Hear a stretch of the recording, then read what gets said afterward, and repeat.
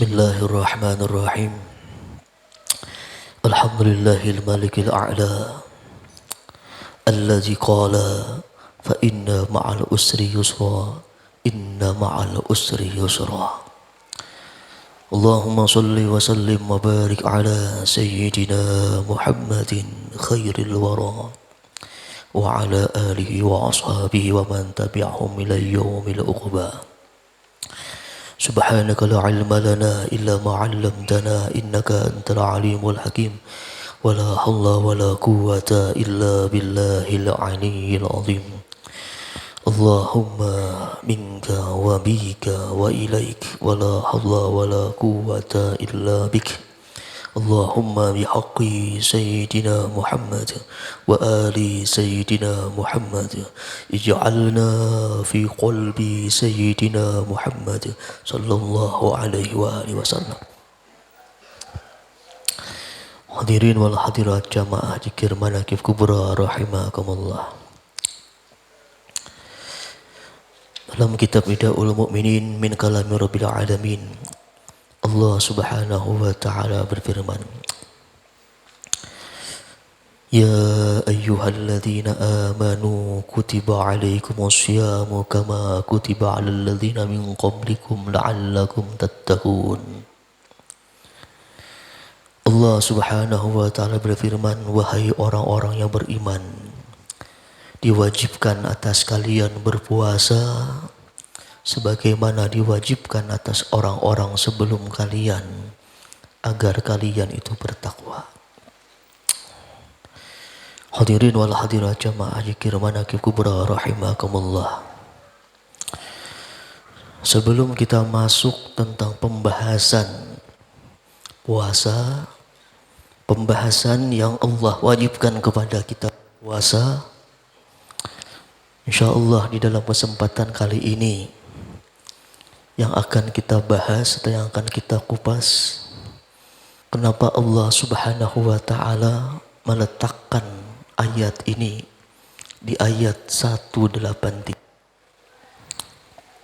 Sebelum kita lebih jauh membahas tentang firman Allah, tentang Allah wajibkan kita berpuasa, maka alangkah bagusnya pula kita bahas tentang kenapa Allah subhanahu wa ta'ala meletakkan perintah berpuasa ini di dalam surah Al-Baqarah, ayatnya ayat 183.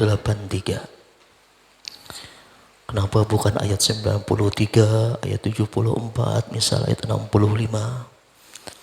Hikmah ini dulu pernah dikupas oleh seorang ahli tafsir, seorang mufassir, kelahiran kota Granada pada tahun 65 Hijriah. 645 Hijriah, wafatnya di kota Mesir pada tahun 745 Hijriah. Beliau ini bernama Syekh Muhammad bin Yusuf bin Hayyan Al-Andalusi. Beliau dulu pernah mengupas kenapa Allah subhanahu wa ta'ala meletakkan perintah berpuasa ini, kutiba alaikumus syiyam ini, di ayat 183. Syekh Muhammad bin Yusuf bin Hayyan Al-Andalusi ini beliau memberikan ibarat bahwa kenapa Allah meletakkan ayat ini di ayat 183. Kata beliau bahwa sebelum ayat ini di ayat 178 dan 179 yang sudah kita bahas beberapa minggu kemarin, Allah itu mewajibkan kutiba alaikumul qisas. Kata Ibnu Hayyan Al-Andalusi, di ayat sebelum ini, ayat 178 dan 179, Allah itu mewajibkan qisas, kutiba alaikumul qisas. Baru ketika ayat 183, Allah itu mewajibkan kutiba alaikumus syiyam. Hal ini kata Ibnu Hayyan Al-Andalusi memberikan isyarah, memberikan ibrah kepada kita semua, bahwa kata beliau Allah subhanahu wa ta'ala itu mengibarat hal demikian, mengibarat kepada kita bahwa kebanyakan sesuatu itu dimulai dengan sesuatu yang sangat sulit namun diakhiri nantinya dengan sesuatu yang agak mudah. Karena perintah qisas ini kata beliau, kalau kita survei, kita presentasikan, orang-orang itu lebih mudah mengerjakan puasa dibandingkan melaksanakan hukum qisas. Nah, hal ini kata Ibnu Hayyan al-Andalusi merupakan ibrah bahwa kebanyakan sesuatu yang sangat sulit, maka pada akhirnya akan ditutup dengan yang agak mudah. Inilah mungkin makna firman Allah, inilah makna firman Allah Subhanahu wa taala dalam Quran surah At-Talaq di ayat ke-7. Sajallahu ba'da usrin yusra. Selagi Allah jadikan sesudah kesulitan itu nantinya akan ada kemudahan. Ini janji Allah Subhanahu wa taala dalam surah At-Talaq di ayat ke-7. Sajallahu ba'da usrin yusra. Ada lagi di surah Insyirah ayat 5 dan 6. Inna ma'al usri yusra. Sesungguhnya setelah kesulitan itu akan ada kemudahan. Lalu Allah perkuat lagi, inna ma'al usri yusra. Sesungguhnya sesudah kesulitan itu akan ada kemudahan. Ini dua taukid yang sangat kuat. Pertama Allah katakan inna, sesungguhnya. Allah ulangi lagi inna ma'al usri yusra. Dua kali Allah menyebut kata in, sesungguhnya. Dan Allah ulangi kata-katanya. Ini menandakan bahwa segala sesuatu sesudah kesulitan pasti akan ada kemudahan. Hadirin wal hadirat jamaah zikir manaqib kubra rahimakumullah. Kata Imam Jamakhsyari, makna daripada kalimat ma'a adalah ba'da, sesudah. Namun Allah menyebut kata ma'a. Kenapa Allah menyebut fa inna ma'al usri yusra? Kenapa Allah tidak menyebut fa inna ba'dal usri yusra? Imam Jamakhsyari memberikan hikmah tersebut. Kata Imam Jamakhsyari, kenapa Allah menyebut kata ma'a bukan kata ba'da, meskipun maknanya adalah ba'da. Kata beliau, kenapa Allah menyebut hal demikian? Allah tidak menyebut kata beserta, namun Allah tidak menyebut kata sesudah, namun Allah mau ibarat dengan kata ma'a atau beserta atau bersama. Ini kata Imam Jamakhsyari memberikan ibrah kepada kita bahwa kesulitan itu waktunya sangat sedikit, sangat sebentar. Bahkan hampir dikatakan kata Imam Jamakhsyari tidak ada jarak, saking dekatnya, saking tidak jauh. Setelah kesulitan itu akan ada kemudahan. Jadi beliau, kenapa Allah menyebut kata ma'a di sini? Karena saking menjelaskan kepada kita betapa dekatnya setelah kesulitan akan ada kemudahan. Nah, ini kata Imam Jamakhsyari, kenapa Allah menyebut kata ma'a bukan kata ba'da? Karena saking dekatnya jarak antara kesulitan dengan kemudahan. Kenapa Allah menggunakan kata ma'a bukan kata ba'da? Meskipun secara makna kata Imam Jamakhsyari maknanya adalah ba'da atau sesudah. Ini hikmah menurut kata Imam Jamakhsyari. Hadirin wal hadirat jamaah zikir manaqib kubra rahimakumullah. Profesor Dr. Quraisy Shihab LCMA, beliau itu juga pernah mengutip dan mengupas makna ini.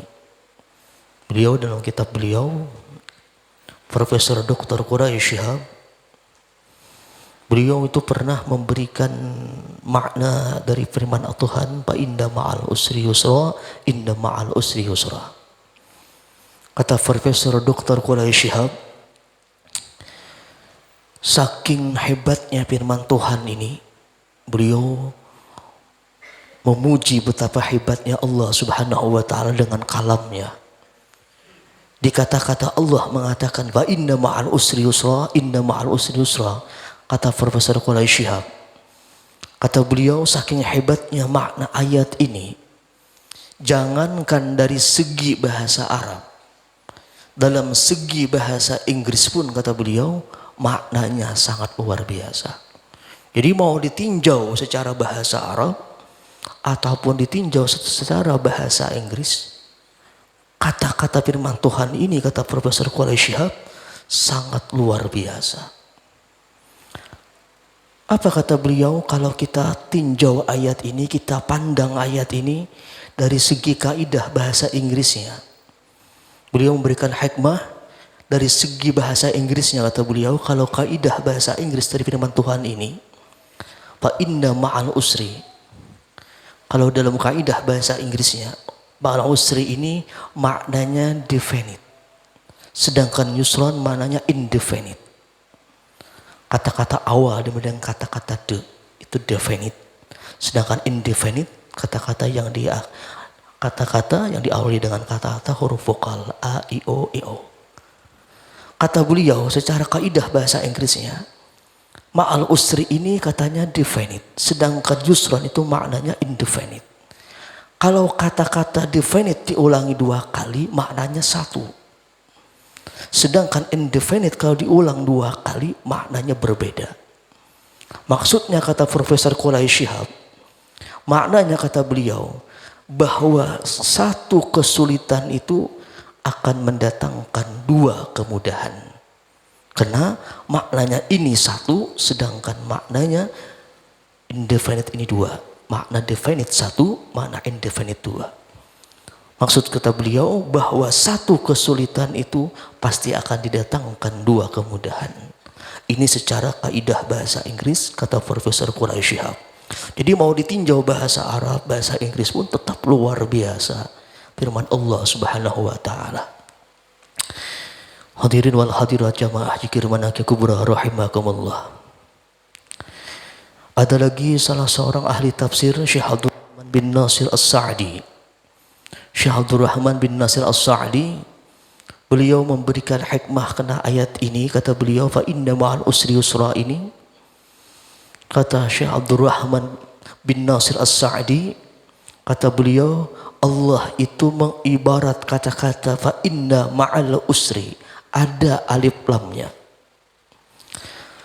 Sedangkan yang kedua, Allah tidak menggunakan alif lam. Fa inna ma'al usri yusra.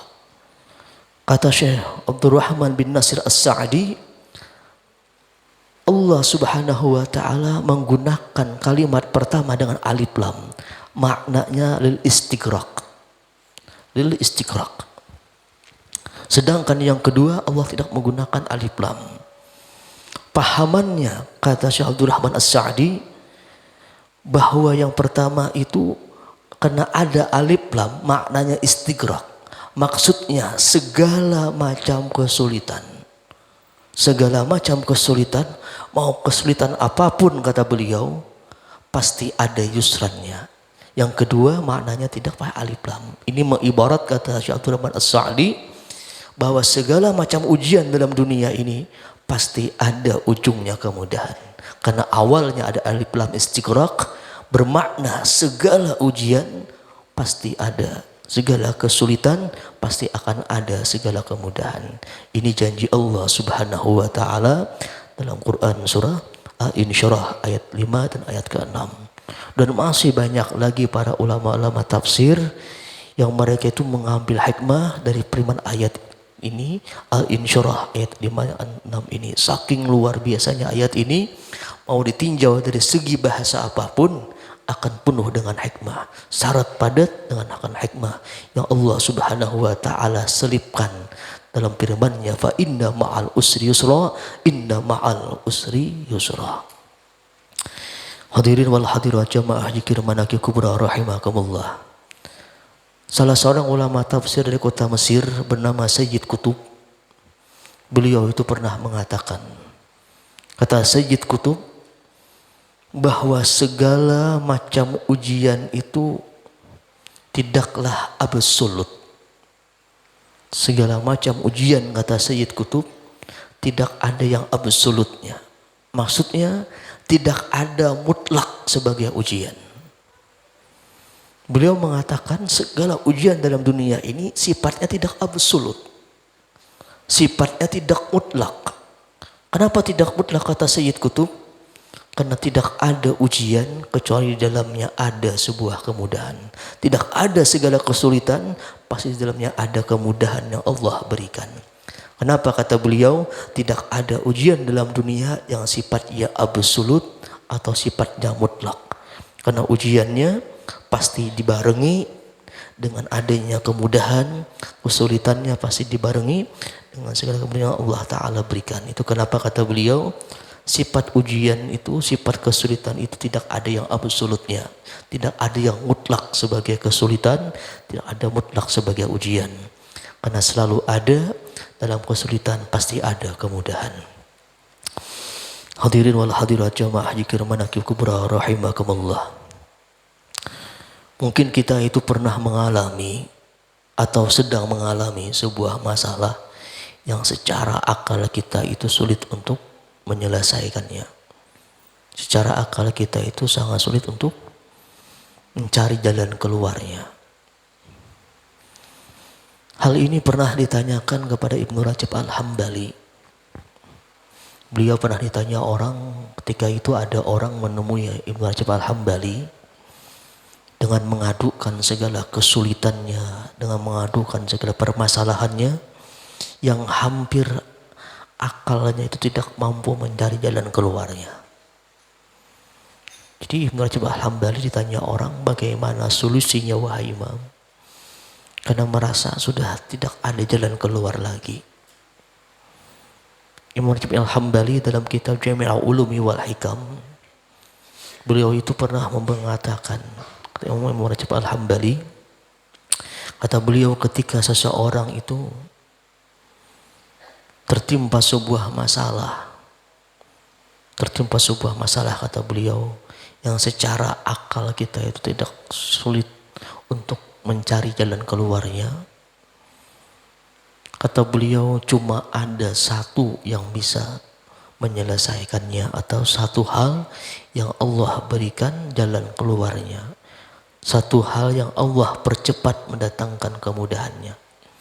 Jadi kata beliau, ketika seseorang diuji dengan ujian, permasalahan atau kesulitan yang hampir akal kita tidak mampu menyebutkannya, tidak mampu memberikan solusinya, kata beliau, cuma ada satu jalan agar Allah itu segera memberikan solusinya. Agar Allah Subhanahu wa Ta'ala itu memberikan solusinya. Apa kata beliau? Tidak ada jalan lain kecuali satu hal. Jalan tersebut, kata beliau, ialah jalan tawakal atau menyerahkan diri sepenuhnya kepada Allah Subhanahu wa Ta'ala. Kata-kata Imam Ibnu Rajab Al-Hambali, Allah itu berjanji dalam surah At-Talaq ayat ketiga, wa may yatawakkal 'ala Allah fahuwa hasbuh. Barang siapa bertawakal kepada Allah, maka Allah itu pasti akan mencukupinya. Ini cuma satu jalan, kata beliau, yaitu jalan tawakal, agar Allah Ta'ala itu mau segera memberikan kemudahannya. Tidak ada jalan lain, kata beliau, selain jalan tawakal, agar segera mendapatkan solusi atau jalan keluar daripada permasalahan atau kesulitan yang sedang ia hadapi.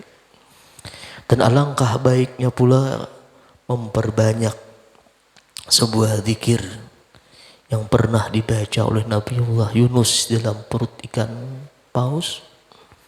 Ketika beliau terkurung di sana, hampir sudah putus asa, berada dalam perut ikan besar di dalam lautan, dalam perut ikan yang begitu gelap, bahkan berada di dalam lautan.